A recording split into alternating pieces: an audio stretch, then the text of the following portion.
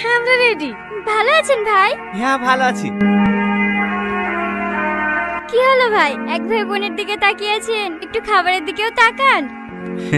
দাঁড়ান ভাই, আপনাদের একটা ছবি তুলে দেই। আরেকটু কাছে আসেন, আরেকটু।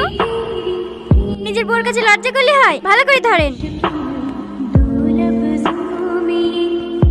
এই তো এবার কত সুন্দর মানাচ্ছে। স্যার বিল। হ্যাঁ হ্যাঁ আমি একটু আসছি।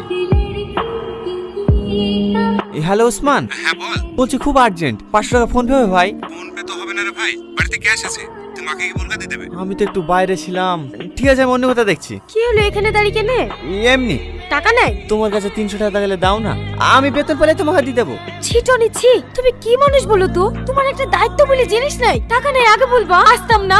আসলে তোমরা শখ করে বললা তো, তাই আর না করতে পারলাম না।